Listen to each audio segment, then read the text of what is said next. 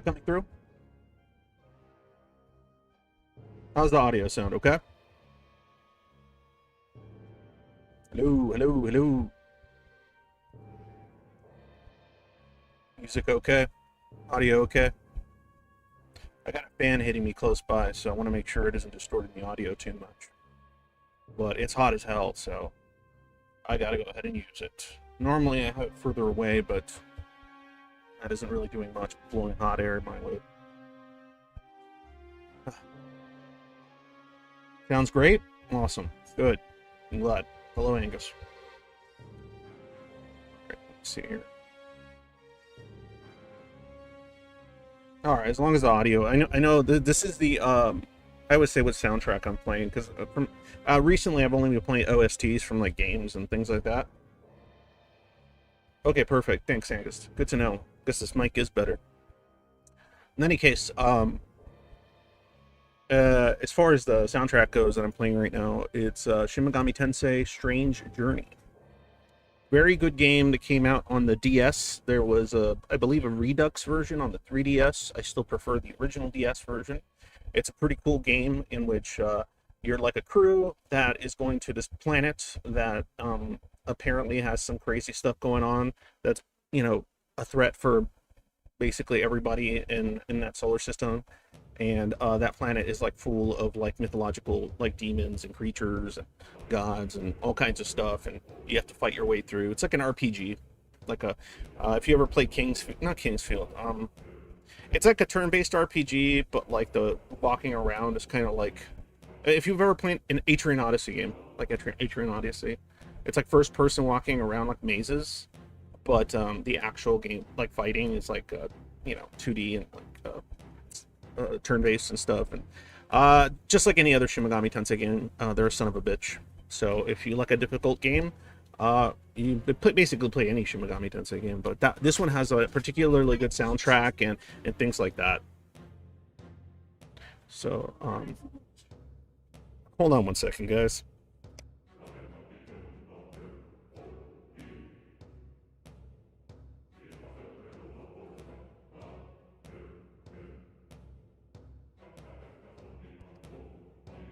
All right. Sorry about that. To check in on some stuff. You hear my kid in the background? Just they're just doing their thing. All right. In any case, today's topic that I wanted to cover was engulfment. So I'm going to get straight to the point, not waste too much time. But engulfment, as some of you may be aware, is a psychological concept. It's usually in relation to relationships, right? In which one person might feel like their sense of self, their sense of who they are, is being like consumed by the other person, right? That's usually what engulfment entails in a lot of people. A lot of people with different kinds of attachment issues and relationship problems and everything else, right? Like they'll that's why there's a lot of like people out there that will oftentimes like when a relationship gets too serious or something, they start feeling this kind of sense of engulfment. And it's not like a thing that's like schizoid exclusive, right? Engulfment in and of itself can occur on a relationship level pretty commonly with a lot of people with any kind of attachment insecurities and such, right? But I want to clarify, in the case of the schizoid, it works a lot differently, because in the case of the schizoid, it is about autonomy. Less so a sense of being like what's the word, emotionally consumed, but more like being having your autonomy consumed, right? And so 3-month rule says Mason. I certainly hope we can improve upon that. But in any case, that fear is the closer someone gets, the more they know about you, the more they know about who and what you are internally in any capacity, the more you give them, the more they can control and take away from you, right? That's the engulfment that a lot of schizoids often deal with. I dealt with it, especially when I was younger. I worked it out in many ways. In some respects, some days, especially if they're bad, I'm still working it out, but I am in a lot different place than I used to be. But Jared, I get this, but what about overlaps between schizoid and sociopathy? That's a different conversation, and I do not consider those things to overlap in even any kind of significantly relevant way, like at all. So no, like I mean that's like a correlation that is, I can't even imagine why it would be something that would overlap in any kind of significant way, because it's so fundamentally different as to what's going on and how that functions. Like that's not, yeah, schizoids are not sociopaths in any capacity.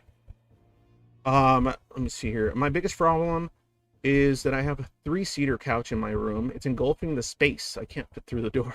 I want to tell you. Okay, you're just being goofy. Got it. It's engulfing the space. Too much.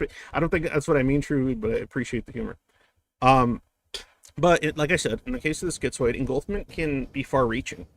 It doesn't necessarily have to be someone you live with or someone you're around in a variety of other ways. Sorry if there's noise in the background, just people passing by. I think they're done now. But the degrees in which engulfment can stretch are significant with the schizoid, right? And I'll explain what I mean with this one. I think the music's a little bit too loud because the song is particularly rambunctious. Let me just tiny bit here. No, there we go. Okay, so the degrees, right? It reminded me, when I was thinking about it earlier, it reminded me of like the 6 degrees of Kevin Bacon. I don't know if you guys ever heard of that. Might be more of an American thing, but you can do it with basically any actor that is known to have been in a lot of roles and been in a lot of movies and worked with a lot of people. Kevin Bacon is one of those people that was famous for being in a lot of things. And so when you would play this game of 6 degrees of Kevin Bacon, the idea was to have somebody pick an actor or director or something like that, something like well-known, and or a movie, and then connect Kevin Bacon to that movie by 6 degrees of separation through like work they've done through each other. Like, so you would say, oh, this actress was in this movie, who was directed by this person, who also directed this movie, who had this person in it that worked with Kevin Bacon on this movie, right? So that's how that game, I just wanted to tell like people that aren't like familiar with it or have heard of it. Now, what I see when it comes to schizoid engulfment is that you have a similar kind of dynamic, in the sense that there's a lot of association happening, and there's a lot of also what's the word, depending on the zoid, obviously their boundaries, their sense of boundary when it comes to their autonomy can feel as if it's so permeable that the degrees of separation they are from the thing that could be engulfing them can feel a lot closer than it actually is. And so, for example, there may be zoids out there in which coming across a random stranger trying to talk to you is enough to make you feel uncomfortable. Not just annoyed, but uncomfortable. Like, why is this person trying to find out more about me? What is this? And then, if the person starts asking, oh, what do you do for work? Or, oh, you're at the bus stop. Oh, where are you going? Something like that, right? Somebody could have an aversion to that immediately. Not just an annoyance, but like a strong anxiety or discomfort with it. Of like, I don't want to tell this person anything about me. Why do they need to know anything about me? Right? And that would be like a random stranger. So that would be a certain degree of sort of like what can make you feel, or even begin to make you feel like another person is trying to engulf you in some capacity or another. Now, if you want to make it like really broad, and this happens to a lot of zoids, it could be a matter of merely sharing internal information about themselves in a public way, even through an anonymous forum or an anonymous medium, right? That, to especially sensitive zoids to something like engulfment like this, even sharing a part of themselves anonymously can somehow feel like it's pulling at something inside of them. It's tainting it, it's hurting it, it's absorbing it, right? Let me just check the chat really quick. Let's see here. And in fact, if the world is right, if this music of the cafes, these mass enjoyments, Americanized men who are pleased, so and I'm wrong, I'm crazy, I am the truth. Why am I reading a Steppenwolf quote? That's interesting, but like, I'm not. If you could tie it into what I'm saying, that'd be great. Otherwise, I'm not sure. I don't have time to analyze a quote, but I mean, Steppenwolf stuff's interesting. Anyway, so I've known many schizoid that even online, right? It's a common thing if you know even online zoids and stuff. We tend to be lurkers, right, online, on forums, back in board days, on maybe some of you were channers, maybe some of you were redditors, maybe some of you are on like a few Discord servers, and then you just lurk and you lurk and you lurk and you lurk and you lurk, right?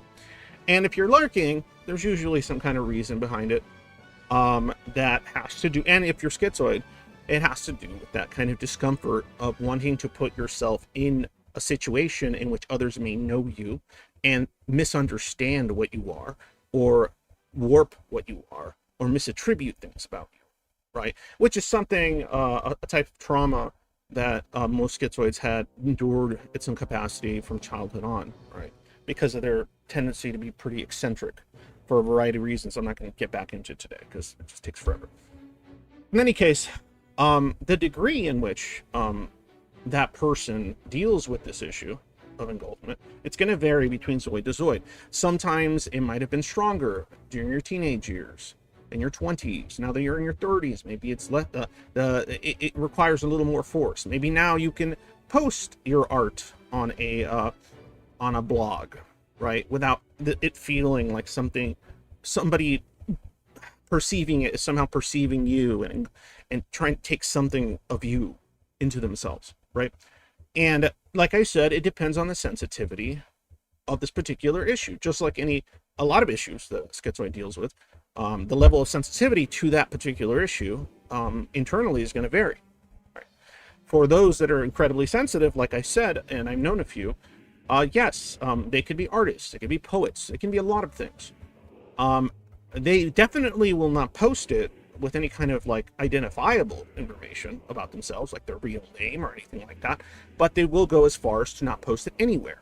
They may go as far as to not even keep it on their computer, maybe just on paper. Maybe even then they just keep it internally, because if it's on paper, someone could find it, someone could read it, right? I wouldn't be surprised if there's schizoids out there that are so averse to this idea that they don't keep any of their personal creative thoughts and things on anything, because maybe what if I die and somebody finds it? They have all these things about me and they won't understand any of it because I'm not there to explain it, and nor would I ever want to be. It just depends. I don't even like playing games on my phone in public in case a random stranger looks at what I'm playing. Well, I mean, because that gives a random stranger an opening to be like, oh, you play this game. Hi, I'm Jim. What's your name? And depending on the zoid, you're going to have, like I said, different degrees to aversion. A lot of more covert zoids probably have a higher degree of tolerance to such things, or they'll just present like partially true information in order or behave in a way that's kind of more aloof or slightly rude, or socially awkward for the sake of not divulging much or anything about themselves. Jared, I keep everything I write. Well, there you go. Then you're not afraid of keeling over and someone finding it and reading it, right? That's if you're Zoid, and that's good. Your degree of aversion to this kind of sense of engulfment doesn't extend to what you've written on a piece of paper and the possibility that somebody may find it. Definitely omit information all the time. Give me that game. It's my game now. Yeah, there you go, Winter. That's another issue I've seen brought up. A lot of Zoids feel like I don't have much. I don't have much that I'm emotionally attached to, or that I have for me. I don't need to share it with others. I don't need to express it and hear someone else's thoughts on it regarding my thing that I'm doing because I never asked. So why are they telling? It's things like that. It can go as far as like, I don't want to occupy my mind with like,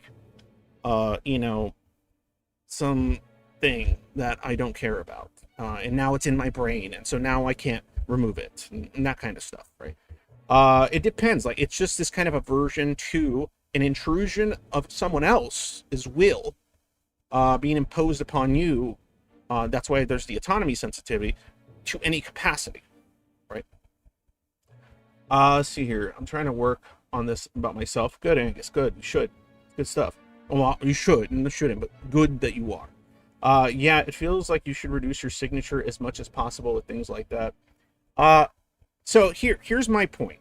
Okay, so wherever you stand in regards to this, right? Whether you're the person that can go to work and tell people whatever you want, I mean, tell people some basics about yourself that you just find to be irrelevant or unimportant, or it's just part of the persona you've created, so that's enough. Like this, what I present, I'm okay with them knowing this much, no further.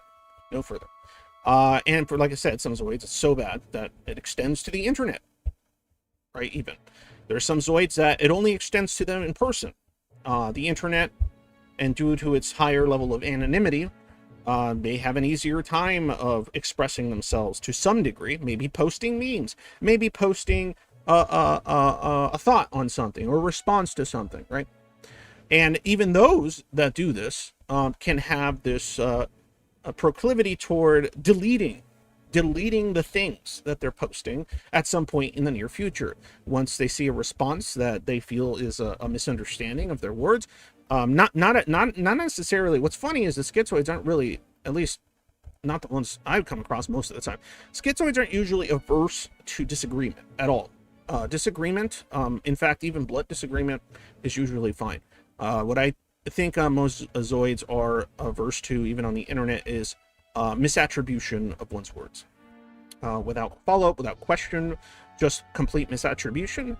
Oftentimes, a schizoid feels that's so engulfing, even on the internet, that they will just basically delete everything they posted, because they feel as if it causes a sense of frustration and anxiety, angst, if you will. And so they just don't want it there anymore for it to be scrutinized in this kind of miscalculated, misattributed way. And the same can be of a lot of things. But regardless of where you're at on this, like, for example, after years of working on and everything like that, my aversion to engulfment is it's a lot lower than it used to be. Obviously, I have special people in my life, such as my wife and kids, who I absolutely adore and allow into myself. And even when maybe 10 years ago or so, even though I still love my wife, there were parts of myself that I always felt I had to hide, or mine, things like that. I've gotten to a point where I don't feel as such for those particular people. Obviously, with my kids, it's age dependent and what's appropriate for their level of maturity and things like that. I'm not going to tell them about the crazy things Dad did in his 20s. But point is, that's where I'm at. That's my limit right there. For some of you, that's like unfathomable. I can't say that word. And I understand that, because it would have been for myself, right? For some of you, that's like something maybe you think, oh, well, that would be nice, but that's never going to happen, because I don't want somebody to, like, I can't give that much of myself to somebody, because it's too much. And what if they just use it to misattribute things about me, misjudge me, assume shit about me, and then I have to defend myself about who and what I am when I shouldn't have to, if they were just to, think more clearly about what they're saying, what they're attributing, what they're projecting onto me, things like that, right? Because if there's one thing a schizoid has to deal with a lot, is people projecting things onto them because of their sort of, their flat, oftentimes, demeanor, depending on your degree of that. People, it's easy to project things onto a person that's just quietly sitting there, or not looking very interested. Such as, oh, you must hate being here. And it's like, no, I was kind of indifferent to it, but now that you said that to me, yes, I do. I do hate being here now. Thank you. Which I find amusing. Let me see here. Hector. Sometimes my mind genuinely blanks at questions and what I do or like to do. Not even trying to do that. It's just spawned. Oh, sorry, I'm getting old now. I turned 41, by the way, yesterday. I turned 41. So, haha, you missed my birthday. Let me see here. Questions of what to do or like to do. Not even trying to do that. Does it spawn? Okay, yeah, there we go. I do a lot of things that I don't even necessarily want hidden. Yeah, there is a lot of things schizoids will hide from prying eyes, even if it's oftentimes something very inconspicuous. It's just like their favorite type of sandwich, right? Like if they have a sandwich, right, and they bought it, and somebody says, "Oh, you like Subway? Cool. What sandwich did you get?" Like, they might, if they're averse to giving any information, they might say something along the lines of, "Oh, you know, just my usual. I do gotta go though," or something like that, right? Or if, you know, they're less socially skilled, I guess, or I hate that word for it. They might just get like pretend they didn't hear the person and keep walking, right? Or if they don't want to say it, but they want to avoid any awkwardness if they find it to be, or conflict they may cause, they might lie about what sandwich it is. They might say, "Oh, it might be, you know, the Black Forest ham one," but you'll say, "Oh, it's the meatball sub, my favorite," and then you walk away. And so there's different ways to handle it, but point is, these actions, when you're trying to like cover up what sandwich you're eating, I think you're getting to that degree where it is something that could potentially cause you more distress, anxiety, and problems than you need to, because hiding the type of sandwich you eat, and obviously it might not even be an exaggeration for some, hiding the type of sandwich you're eating is a very unnecessary thing to be doing, to be expending energy on how to avoid telling somebody what sandwich you're eating, right? You might think, well, who are they to ask me what my sandwich is? They're just asking you what your sandwich is. They aren't asking you something deeply personal about you.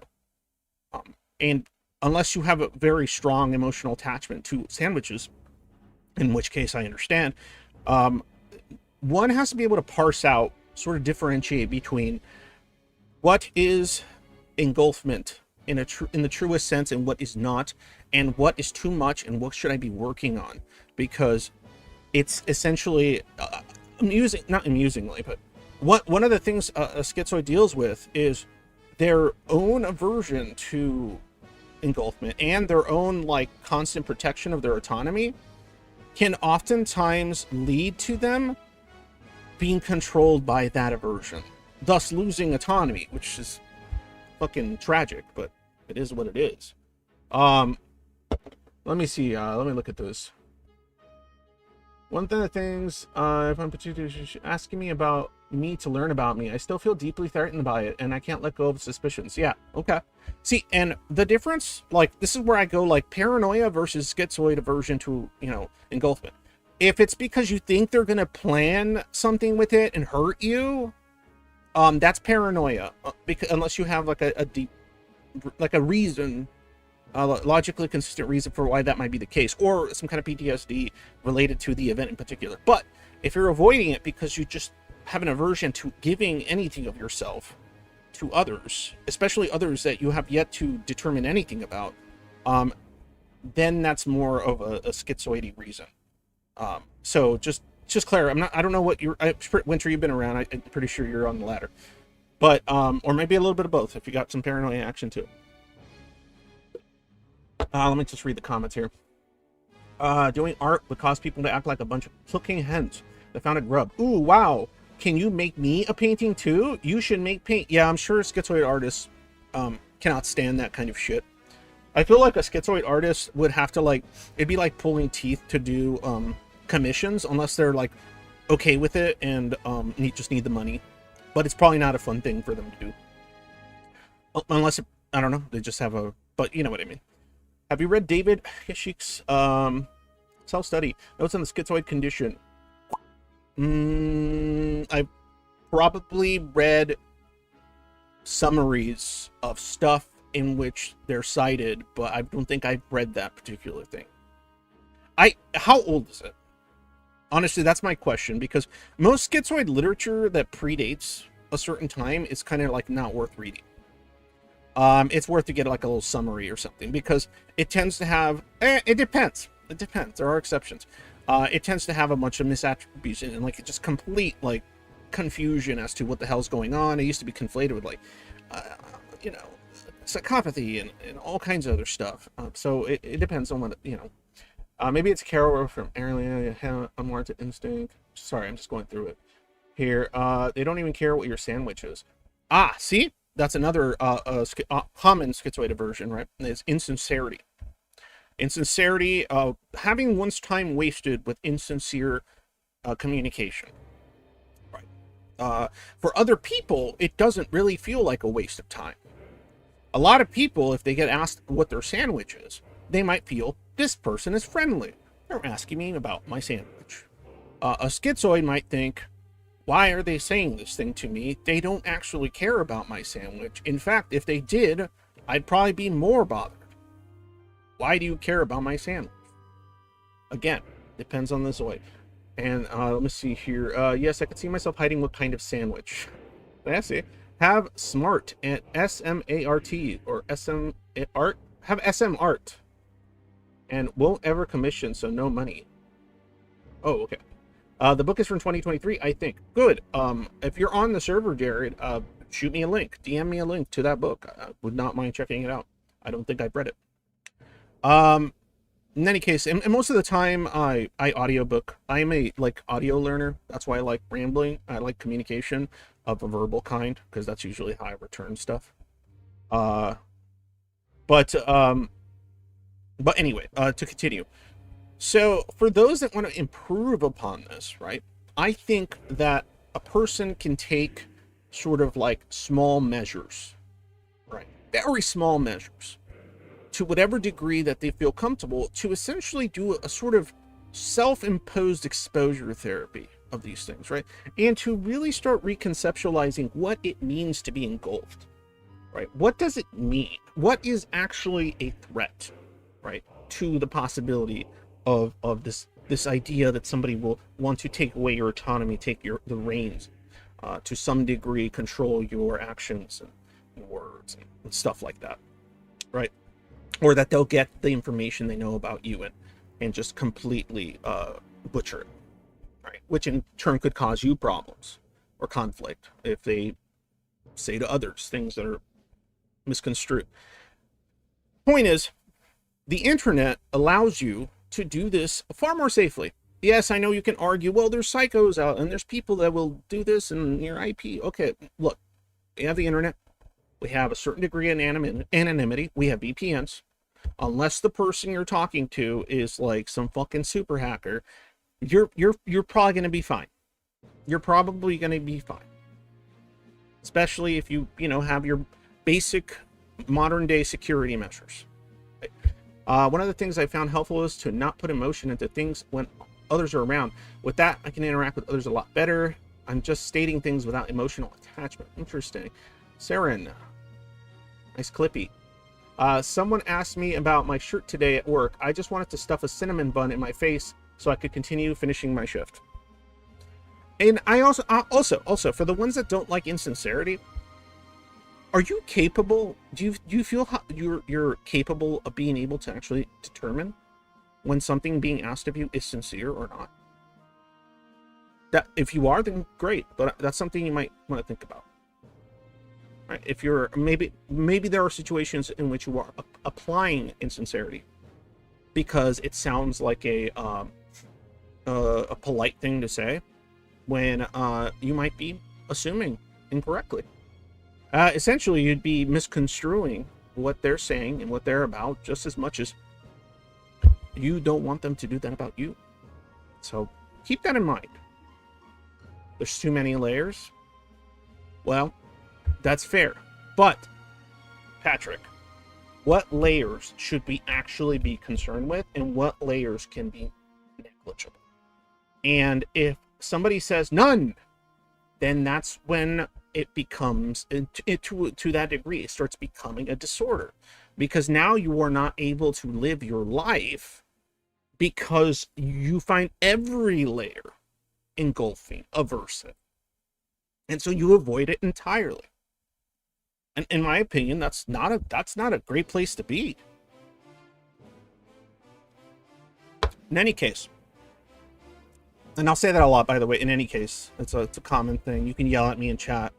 You can make fun of me. In any case, it's just, I don't remember what it's called. It's just things that one says instead of, like, it's my version of that, I think. I have a few. But, even though there's no follow-up. It's funny to me. How do you start that step, right? So, like I said, the internet. Go on a server that you think has the most reasonable people, like say it's on Discord or Reddit or forum or whatever it is, a group on some social media platform if you use any, right?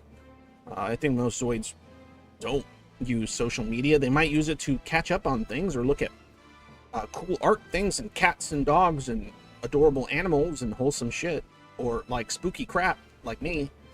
But try not to lurk. Now take whatever degrees you can of prepping to make sure, you know, if you want to have like a what's the word, a digital bug out bag, right, so that you could just ghost the whole thing and be ready for it, you can do that. If you feel like that's even too much for you, like, oh no, I don't need all that, then take one step further. For some of you, it may be clicking on an emoji to express your thumbs up or thumbs down at something, right? That might be your limit for now. That's okay. There might be polls on a server. You can participate in them. Oh no, but it's going to say I click the button, right? Is there truly a danger there? Is anyone going to engulf you within that framework? I would say absolutely not. And if you feel engulfed to that degree, again, now we have a problem we need to get started on. And if you think it's not a problem, it's fine, only you can decide these things. No one else. Right? Does that make sense to you? Then I guess it does. But take a further step, right? Post something. On the Schizoid server, we have the Zoid Void, the I am its owner, I am its king. None of those things. We have a section called No Reply. And we try to tell people, some new people sometimes screw up, and we tell them, and they usually like remove the post. But No Reply is a place where you can post something, and there's two of them. There's No Reply Happy Day, and there's No Reply Venting. No Reply Venting is when you can write a paragraph in there in the Schizoid portion, once you've been, vetted through the application process, because it's what's keeping the place chill. Nobody is allowed to reply with anything other than emotes. That's it. Emotes or emojis. Nothing else. No replies, nothing. That's the venting. And with Happy Day, you could put something that you like or that felt good that day. It was actually nice. And you could put it in there, and that's all they can do. Just little emojis, right? That's it.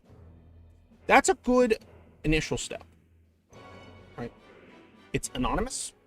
If you have a VPN, all the stuff. You decide what you put on there, and no one is technically supposed to reply to it. And if they do, then we ask them to remove it as soon as possible. And like I said, if there's a repeat offender of this, then we have problems. But that's just that portion, right? Then you can go, oh, I'm going to post something on an actual channel. It's another step you can take, right? Now somebody can actually respond to it. Now, it's up to you whether you want to respond to their response. Tolerating that isn't therapy. It's just self-torture. Wait, no, I'm going to read. I don't want to catch that off. Yeah, gaming groups have been the only way I've become emotional, socially available to others. I always, before that, I always avoided wearing expressive clothing franchise for whatever reason, probably to avoid giving people something to ask about or showing that I'm interested in. Yep, there it is. Again, to here, Crusader, I do that too. For example, I would never wear a t-shirt with the logo or something like that. I wear t-shirts with logos on them because I like the t-shirt. It's cool. Now, that's at this point in my life, if I've had people say, wow, that's a cool shirt. Where did you get it? And I will say Blackcraft. And that's it. And I'm okay with that. But some of you may not be. Depends on where you are in life when it comes to this shit. I used to be quite annoyed by people asking me about what I'm wearing. When I was in my 20s, I'd be like, what do you care? I was the rude kind. That's how I dealt with it. I'd be like, what do you care? And they'd be like, you're rude. I'd be like, mm-hmm. And then they leave, and I'd be like, good. I was more misanthropic in my 20s. That's how I dealt with the aversion and stuff. Let me see here. One really important thing for doing exposure therapy is that you need to actually retain agency. It's not hard to fall into a kind of compliant acceptance of being engulfed. Yeah, no, that's correct, Winter. I'm not a therapist, by the way, not a therapist. But yes, absolutely. You always have to take precautions. I would say, while you're doing this, you should have a therapist. But Zoids going to a therapist is like not common. So most Zoids that work on themselves are doing like DIY shit. And a lot of them did try therapy, and because a lot of practices don't have anything to actually properly deal with schizoid issues, cluster A in general, and things like that.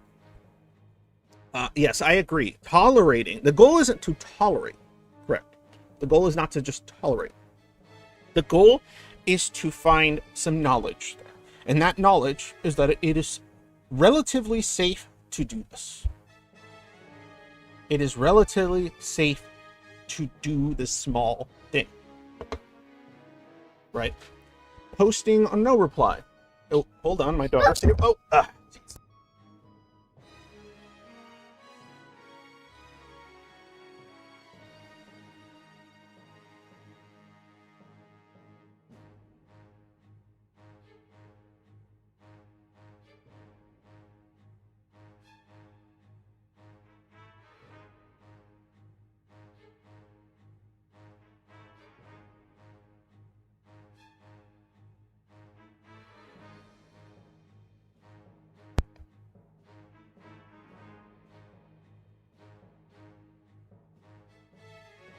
There we go. Okay.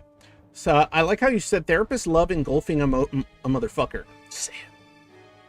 No. Well, I would disagree only in the sense that they don't love it, I would say. And then two, the things that would make a schizoid feel engulfed are probably pretty base level for even people that like have other issues, right? Right. It depends on the sensitivity, right? Like I said, some of you don't even want to tell somebody what your favorite sandwich is. So a therapist going, hey, tell me about your favorite food. Like, it would be a stretch to say that that they're intentionally enjoying the engulfment they're causing with such a question, right? Well, yeah, I mean, it is their job to write things down. Unless they're that smart that they can just retain it all. Considering they have multiple clients, they have to write some bullet points down and remember you the next time they see you. That's how I see it. Okay, but anyway, as far as tolerating, yeah, we want to extend beyond toleration, right? And what I propose when it comes to this, small level of exposure in my life coachy schizoid advice that isn't a therapist's opinion or whatever. And yes, it got darker because I turned off the light. It's about discovering the general safety, that it's like boundaries, safety of what is and isn't, right? For example, you post something on the set like the no reply, right?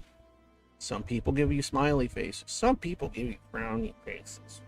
Maybe they're commiserating, maybe they're agreeing with you, maybe they're disagreeing, maybe they're having thoughts about it, that have nothing to do with how you thought about it. And they're expressing it with emojis. Are we okay? Are we safe? And that's a question that you ask yourself. Now, if it's that, if it's that just, you can't, then yeah, maybe you are taking steps without proper therapy and proper understanding, right? But you may discover this is okay. And even more so, you may discover, maybe some of those people that put the face that shows some level of commiseration understand. Maybe not exactly the same way, but maybe they understand to some degree in this server that's specifically designed for people that are dealing with similar issues as myself. Now, that's as baby a step as I can imagine.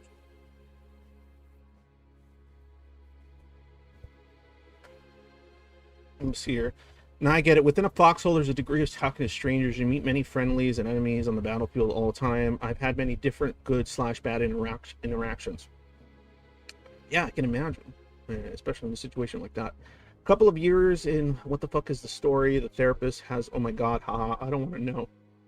Who knows what your lore is at this point, Trudy, with your own therapist of many years. But point is, there are steps that can be taken. Small as they may be, ridiculous as they may be to someone else, they are not ridiculous to you. And any effort you're making, right, to do this, and if this effort is actually giving you a sense of relatability, this is okay. This is one more avenue of communication in certain circumstances that there is no danger of engulfment. Especially online, especially on a server. You could always leave that server, block that person, block, like, whatever. There are ways. That's why on our server, if you applied and got in through the schizoid portion once, if you say failed and you want to go back in because you changed your mind because you got overwhelmed or something, you can just come back. And in the application, you state, I've applied before. That's it. And then we look to see if you have, and if we've approved you once, we let you in. Unless, you got banned or something of that nature. So yes, small, incremental steps. And you might be surprised as how that could sort of mildly avalanche into posting something, then maybe DMing somebody, or being okay with getting a DM, or responding to a DM from somebody in that same space about an interest you have,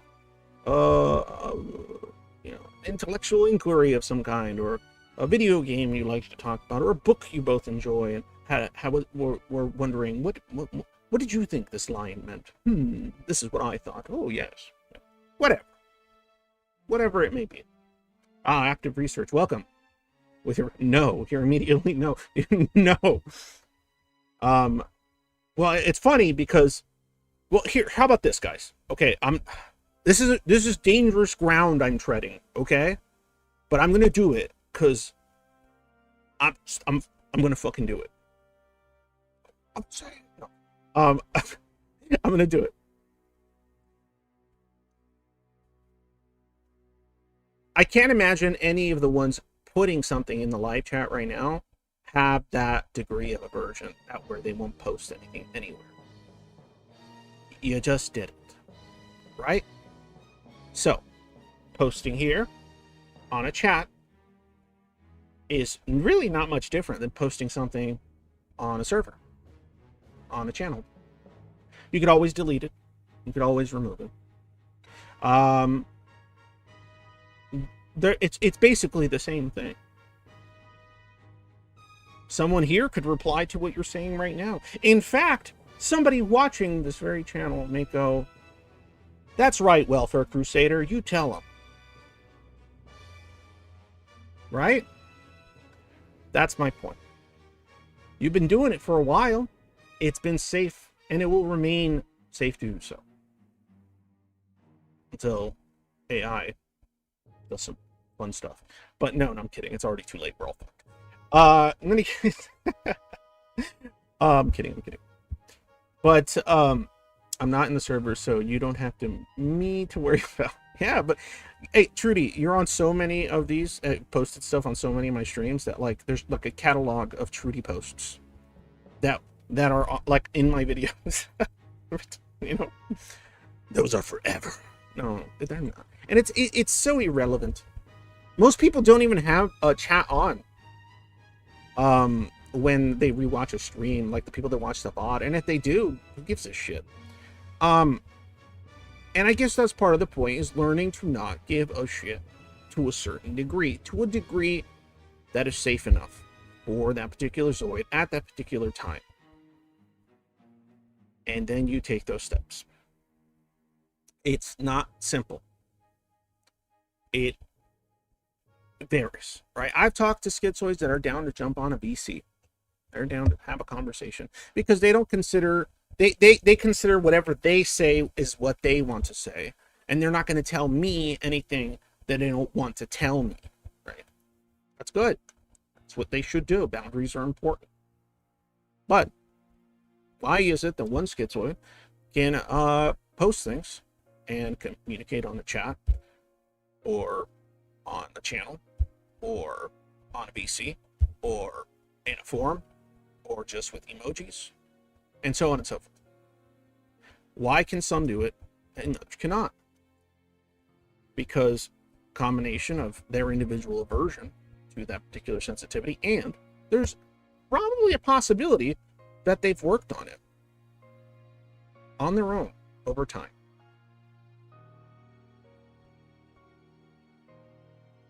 They might have not come out the gate being able to jump on a voice call on a server. They might have, here's another step, right? You can join a voice call and remain muted.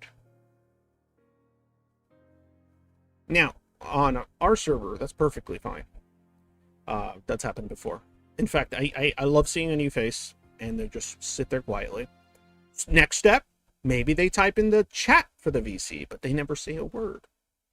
Perfectly fine on this server. No questions asked. Not a problem. In fact, if anyone badgers you about anything like that, we're going to have a problem with them, right? Because that's the whole point. It's to be able to take these steps to whatever comfort you can in order to improve upon it. And God willing, extend it to beyond the server. Beyond. But maybe you will actually tell that particularly nice coworker who has been quite sincere and is very respectful of your already kind of set boundaries, what your favorite sandwich is.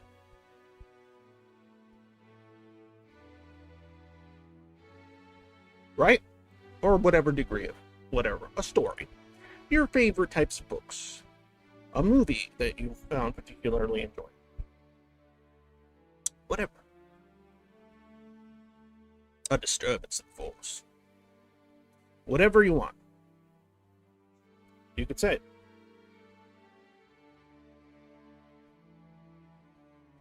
I don't think this is an impossible dream. But what if they make sandwiches for you and bring it into the office? That's where boundaries come in, Angus. That's when you say, I'd prefer you not make me sandwiches. That's it. That's another thing schizoids need to work on. Boundaries.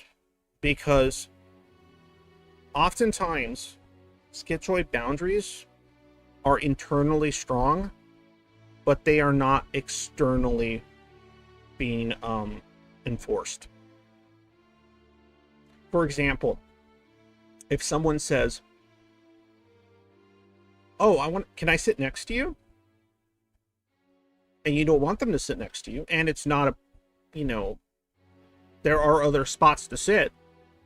You're not like, that's the only spot. You should be able to say, I prefer to sit alone. Or not next to someone, thank you. Now, this is the issue. A lot of Zoids out there will think that's what I want to say. That's what I want to do. But, think, what if this person gets all annoyed and causes me more problems? What if this person says, you're so rude, and blah, blah, blah, and blah, blah, blah, blah? I don't want to risk that, because that would be more encroaching upon me than if I just agree to let them sit next to me, even though it makes me uncomfortable if they're there. And now I don't want to read my book or pull out my phone because I don't want them to ask me a question about that. And schizoids will make assumptions about the future and how things will happen based on previous experience or just assumption. So I think enforcing one's boundaries is far more important than the inconvenience or discomfort it may cause. I think you'll find that enforcing your boundary, and you don't have to be an asshole, you don't have to be rude, you can be incredibly polite about it. And if they get crazy, that's not your fault. And you might find, right, you might find that although the inconvenience that they caused you afterward by being offended or what have you, even though they asked, why are they fucking asking? After the discomfort of dealing with that, you might find yourself thinking, I'm glad I did that.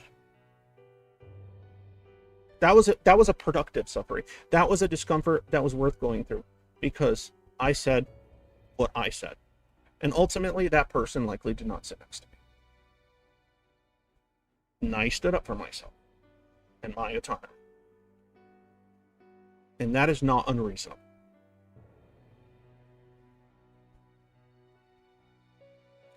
Now, of course, if it's a situation where there are no other seats and you refuse to let somebody sit next to you, you're kind of being an asshole because there's a little bit of a social contract to some degree. But I know that if there was only one seat, you'd rather stand. But you don't know their situation. Perhaps they have tired feet. Perhaps they have a tired life. Who knows? Metacognition is something of great value in this situation. Yeah, that's what my mom said to me for years, that when interacting with people, I need to not give a shit and just say fuck them when needed. To some degree, you don't have to say fuck them. You just gotta set some boundaries. Basic ones. Doesn't have to turn into full-blown misanthropy. Not always. And I agree, although it is hard to balance and still actually connect with others, it is like undermines that with it. Angus, if you put your sandwich on the seat, they can't sit there, but they know that sandwich you like. Angus, you're fucking funny, bro.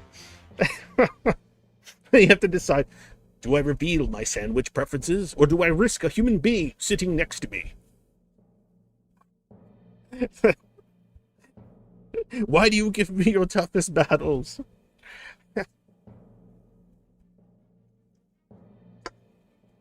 Anyway, so that's it, guys. If you want to get further into this, personalize it, or anything like that, any of the stuff I talked about, remember, I do offer, like, and I hate the word, but I do offer, like, a coaching thing. Yeah, I know you meant figuratively. I'm just messing around there. I do offer, like, coaching things. So, like, I can schedule, like, time. I'm PST. I can schedule time to, like, talk one-on-one. I do charge for it because this is not a money-making venture. I need to have something to show my wife and go, hey, look, here's some gas money, wife, for, that time I spent having to quietly read this book or article or talk to this person or go on my server and discuss this and that about this and that with 5 different people that have different questions or things they're going through. So I do offer that. I do charge $50 an hour. I know it may sound like too much for some of you, and I'm sorry, I live in California. But honestly, $50 an hour ain't shit compared to what a lot of coaches charge. They're charging upwards of like $200, $250. Shit like that's crazy. But hey, it's there. If you want to write down everything you want me to fucking smash in as much shit as you want, like into that 1 hour, you're like, I'm gonna get every fucking nanosecond I can out of it, and you have all your fucking things prepared. Sure, man, we can work it out. I don't care as long as it helps you out. Just want to help out the Zoids. All right, other thing, if you like the streams, if you like what I talk about, remember to check out the server. Please support me on Patreon. I know times are tough. I saw like a downturn on the Patreon. What little was there kind of like shot down a bit because I'm like, yep, everyone's eating shit right now. So I can't even like, I wouldn't be mad anyway because like, fuck. But point is, yeah. So if you want to help me out with that. I work a full-time job. I'm not trying to just live off this, but man, if you got a few bucks, I could really use it. And also, PayPal works too. If you find anything comforting or interesting about my words and you think it's worth $1. All right. As usual, guys, thank you for being here. Thank you for listening. Eat shit and die. And when day is dark, always remember, get fucking mad.